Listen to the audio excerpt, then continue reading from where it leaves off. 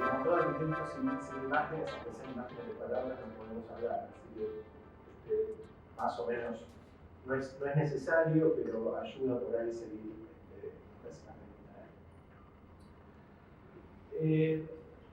lo primero que marca la doctrina de la investigación, digamos, es definir de qué estamos hablando, hacer el recorte del campo en que estamos hablando. Y siempre es difícil hablar del tema hábitat popular, porque a lo largo del tiempo ha tenido diversas acepciones, y seguramente las que hoy manejamos, la propia de hábitat popular en algún momento cambie, cuando encontremos palabras más precisas. Pero en principio hace ya bastante tiempo que hablamos de hábitat y no solo de vivienda. Voy a decir algunas obviedades, pero está bien hablar sobre eso. En el sentido de una visión bastante más integral, que tiene que ver con el paisaje, con las infraestructuras, con los equipamientos públicos, digamos, con la condición de ciudadanía, tanto en la ciudad como en la ruralidad. Los espacios que son necesarios para el desarrollo de nuestras prácticas sociales, que son de vivienda principalmente, pero que son mucho más que la vivienda.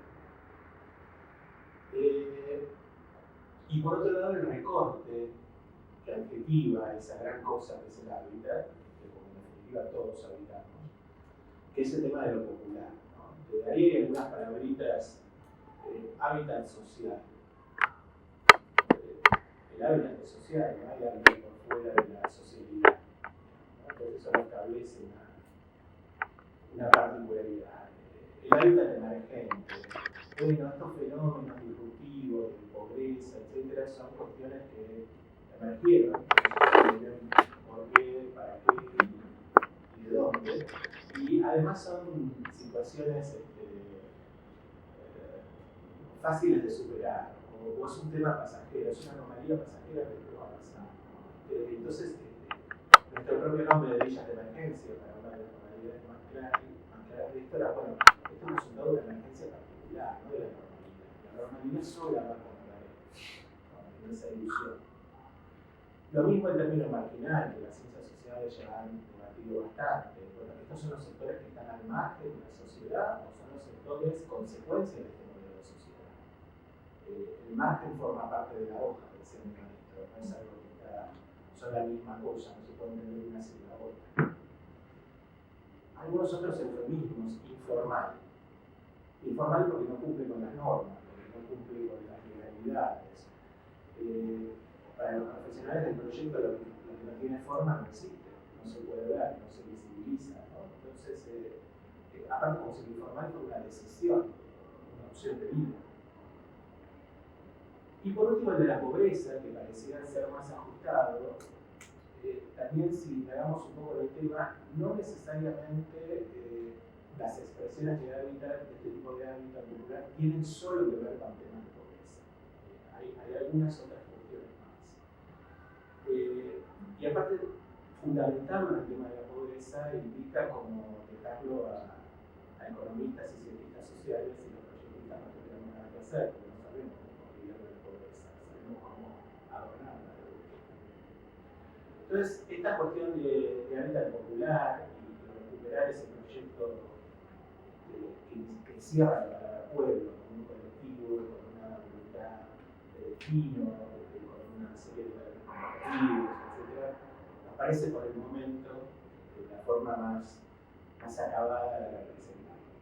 Con un colectivo que no es un colectivo totalizado, es un colectivo que implica un sector de la sociedad que está resistiendo y proponiendo frente a situaciones que no son específicas. Acá le voy a robar un poquito al padre, seguramente parte del discurso, digamos. Pero estas articulaciones, el modo de tratar, los verbos, las acciones que son necesarias para tratarlas, también están en discusión, ¿no? Mucho tiempo se habló de urbanizar, incorporar a la ciudad, incluir a la ciudad. Y en algunos documentos que nos han servido de mucho para conceptualizar el tema, el equipo de curas Villeros, creo que este fue el segundo documento, en 2018, nos llama la atención sobre algunos temas, diciendo, no hay que urbanizar, eso ya es ciudad. no es que no es ciudad. Nuestras ciudades son eso también. Y en esos recortes viven los sectores que trabajan en los servicios y la producción de la ciudad. Entonces esto de urbanizar, que parece casi una tarea civilizatoria, casi sargentina, ¿no? Que vamos a ir a ordenarnos y ponernos lindos. Les leo muy rápidamente la frase del documento de los curas, que me parece que es bastante más iluminadora que lo que yo puedo decir. Hoy se habla de integración social y urbana, y esto hay que entenderlo bajo la categoría de encuentro. Esto es reconocer al pueblo que vive en nuestros barrios como sujeto colectivo, con su cultura, su lenguaje, su modo de razonar, sus ritmos, sus símbolos. Esto no es populismo, siempre que hablas. Es sencillamente respetar al otro como otro. En estos encuentros los barrios populares recibirán mucho, pero debemos reconocer que ellos ya aportan mucho. Por ejemplo, la gran ciudad aporta junto a otros miles de mujeres y hombres una fuerza económica insustituible y edificadora que es el trabajo. Sobre todo en la construcción de nuestras casas, la ropa que usamos, las frutas y verduras que consumimos, incluso el cuidado de nuestros enfermos y de nuestros proyectos. Todas estas cosas seguramente para los que estamos acá son obviedades, pero estamos en tiempo, lamentablemente, hay que volver a explicar las obviedades porque se nos pierde un poco la vorágine de discursos electorales. ¿Cómo ha afrontado esto la arquitectura y el urbanismo históricamente? Después, Alberto seguramente va a especificar en un periodo clave qué pasó en nuestra historia, qué materiales de trabajo tenemos. Cuando digo materiales, cuáles son los proyectos y las políticas anteriores desarrolladas que nos pueden servir hoy como, obviamente, transformadas y adaptadas en los contextos actuales, que siempre son visibles y cambiantes, una posible respuesta. No estamos partiendo de cero, nunca nadie parte de cero. Ahí, no me lo voy a poner a comentar ahora, porque sería el tema para otra charla, hay una veintena de ejemplos regionales maravillosos. No encuentro un adjetivo más objetivo. Y todos esos emprendimientos de México, de Perú, de Chile, de la propia Argentina, de Brasil, de Uruguay, de Venezuela, no casualmente están dentro de un periodo histórico que podríamos llamar el desarrollo de los movimientos nacionales y populares y su extensión, aunque un poco descuidada, en los desarrollismos, antes de la aparición de la noche neoliberal. También hay una profusión de materiales que no casualmente en los últimos años han venido a recuperar esas producciones que estaban un poco invisibilizadas, ¿no? Todas esas producciones de lo que fue el estado de bienestar y el tema propio de la vivienda y del hábitat, debemos decirlo con vergüenza como universitarios, desapareció de las temáticas de las facultades durante mucho tiempo, ¿no? Eso no era arquitectura. ¿Qué vas a investigar ahí? Una vivienda sobre vivienda. El tema son los grandes museos, los grandes equipamientos, a veces necesarios y a veces superfluos. Entonces, creo que no casualmente, en la última década, y un poquito más atrás incluso, han aparecido una serie de bibliografías en toda la región, en el país, en Latinoamérica, incluso en Europa, trabajando la recuperación de esa producción negada, invisibilizada, y también un poco algunas puntas de proposición futura sobre qué hacer desde ese piso que tenemos en común. También hay un estado de la cuestión, ¿no? Hay algunos modelos que aparecen o se nos presentan como modelos de gestión en la región. En los años 80 en Brasil aparece el programa Favela Bairro en Río de Janeiro, a partir de Luis Pablo Conde, que fue un perfecto arquitecto, no precisamente de izquierda, es un tipo más de derecha, pero bueno, las cosas si son buenas, tomémoslas, si de arriba es solo un rollo adelante. Que empezó a plantear frente a la magnitud del problema de las favelas en Río de Janeiro, que eran y siguen siendo gran medida creo que el 60% del tejido urbano de Río. O sea, esa es la informalidad o la formalidad. lo mayoritario de la civilización. Ante esa magnitud de problema a resolver, bueno, ¿qué pasa si en vez de intervenir en la vivienda, que era lo que hacía el viejo estado de bienestar, intervenimos en los equipamientos públicos, en el espacio público como condición de ciudadanía? Eso nos permite llegar a todos los barrios al mismo tiempo, no estar suplementando uno por uno. Y después la vivienda vendrá por añadidura, porque la gente se la autoconstruye más o menos una base prima. Esto puede leerse como un respeto antropológico a la producción popular, una estrategia de cómo llegar a todo el territorio con recursos siempre escasos, o puede leerse también como un síntoma de ese retroceso. El Estado que se ocupaba de todo, ahora solo se ocupa de una componente. Y ahí está el peligro. Eso mismo en una versión, si se quiere, hasta con mejores arquitecturas y con un marketing también a nivel regional bastante más importante, fue el urbanismo socialmente de Medellín, que sigue siendo, a pesar de los transcursos. E incluso algunos enlatados internacionales, programas, como ha sido en nuestro país, porque sigue siendo el programa de mejoramiento del barrio, ¿no? Ya como proyecto internacional.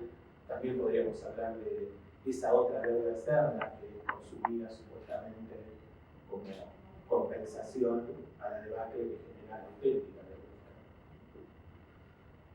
Y por ahí arriba, y con esto termino los antecedentes para terminar el uso, esta cuestión de la agenda internacional, ¿no? Los consensos del programa de Naciones Unidas, de las conferencias de las 3, etc., que marcan una agenda del deber ser, de cosas que debemos cumplir, que vuelven a instalar temas como el de la densidad, que había sido perdido en esos grandes conjuntos iniciales, pero que terminan siendo como una gran declaración de principios sin hablar o abordar sobre los instrumentos de cómo se consiguen los recursos para llegar a eso. Obviamente son documentos internacionales que están a la firma de todos los países, entonces todos firman que tenemos que ser buenos. Ahora, ¿de dónde sacamos los recursos para ser buenos? ¿A quién hay que quitar para dar? ¿O cuáles son las acciones concretas? Ya es un tema que obviamente queda liberado de la conciencia de los funcionarios, digamos, ¿no? Las bondades y los defectos de la corrección política. Bueno, acá, por ahí, voy a entrar un poquito en la polémica que proponía. Nuestro país y la región se encuentra hoy, obviamente, ante dos modelos claros, un modelo a desarrollar eso. Y acá está también de forma muy caricaturesca y rápida, la producción de esos dos modelos, tal cual los conocemos hoy. La vivienda masiva del Plan Federal, con una cantidad de inversión que recuerda los momentos históricos de ese estado de bienestar de que hablé al principio, pero que no habla de las calidades de la construcción de aquel estado de bienestar del principio. O la frivolización absoluta y la ausencia del tema, como contrapartida. Ahí hay una intervención en el espacio público donde la foto de arriba es el espacio sin intervenir y la de abajo es el espacio intervenido. Si alguna vez me puede decir cuál es la diferencia o qué cosas distintas pasan en ese lugar, en la foto de abajo que pasaban en la foto de arriba, y se han invertido millones ahí con contrataciones internacionales, etc. Entonces, estamos entre aquello que nos advertía Evita, no hacer arquitectura para pobres con pensamiento pobre, estando muy contentos con que hacemos mucho, sin mirar mucho lo que hacemos. O el tema no existe y los derechos inclinados, como dijo él. ¿Y cómo salir de esta encerrona?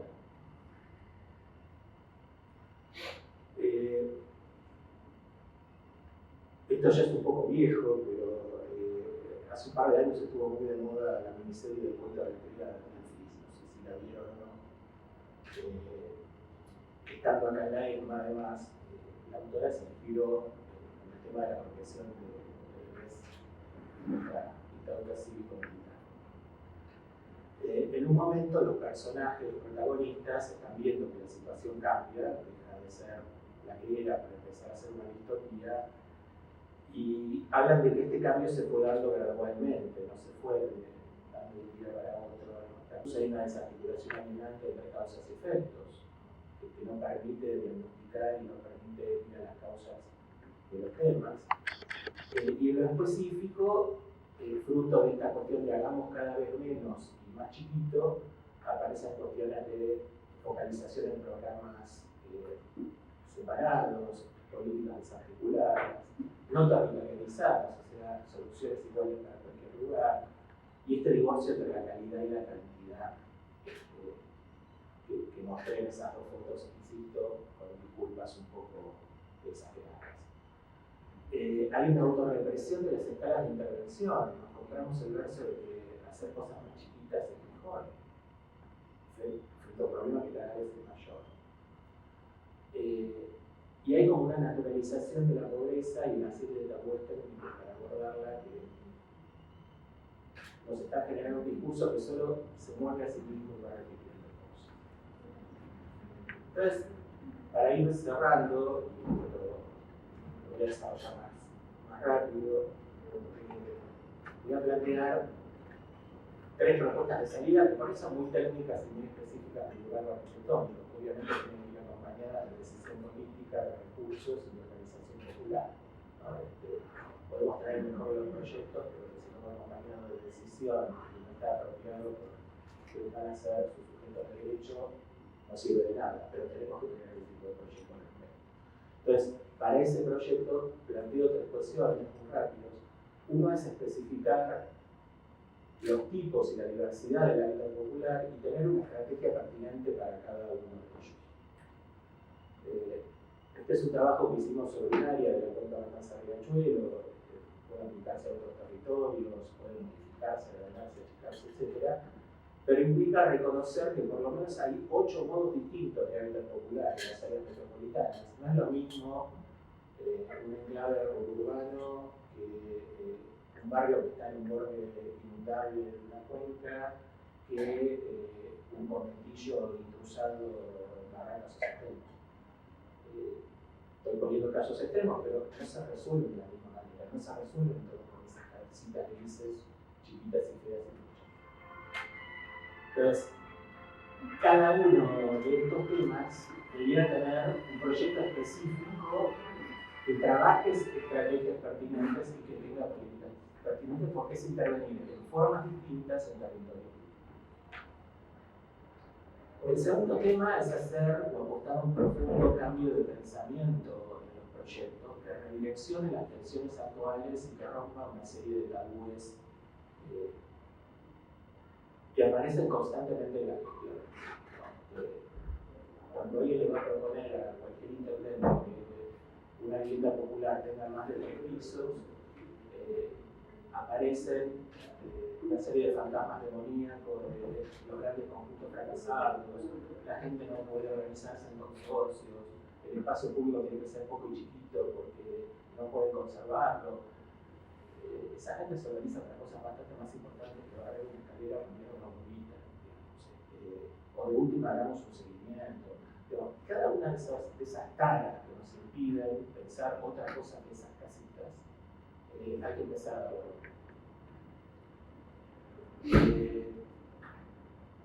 Se hizo un poco largo, no quiero hablar de todo esto, digamos, pero hay 12 variables que debe tener todo el proyecto. Para cada una de esas 12 variables hay un pensamiento alternativo al que estamos desarrollando.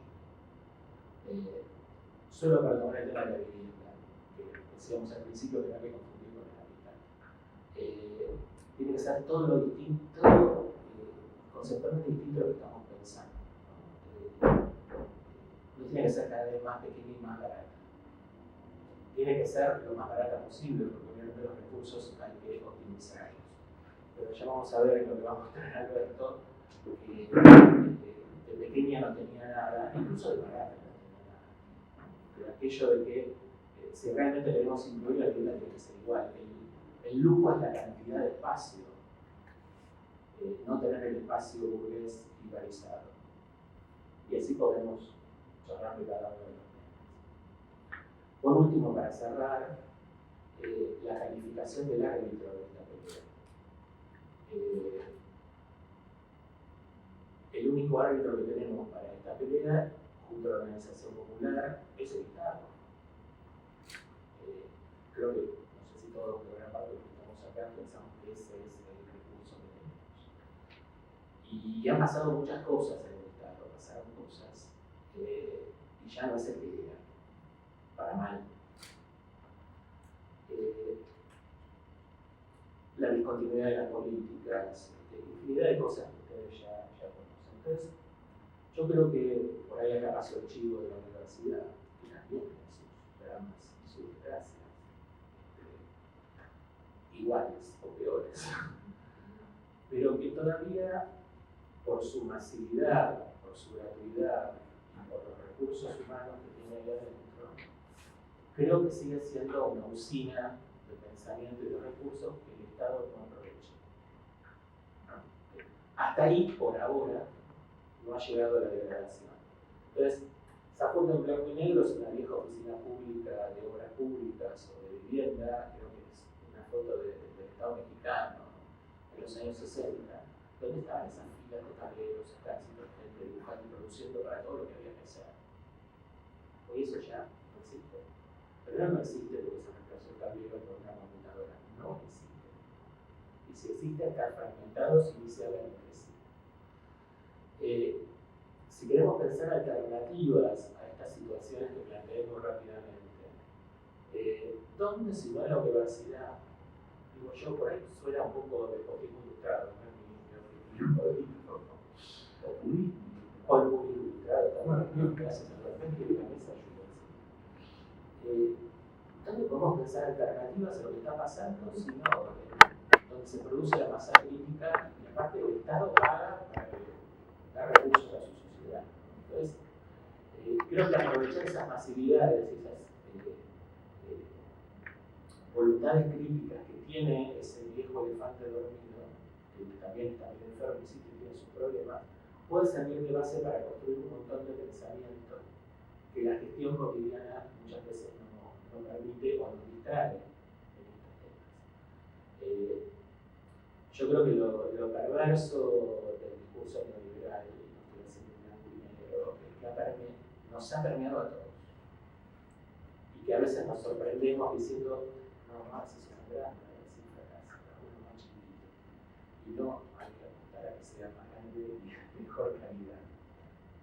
Entonces, bueno, creo que el árbitro tiene un lugar de calificación que no está usando y esa podría ser una tercera pata para solucionar eso. Bueno, daría para mucho más largo, pero hay gente mucho más interesante para charlar.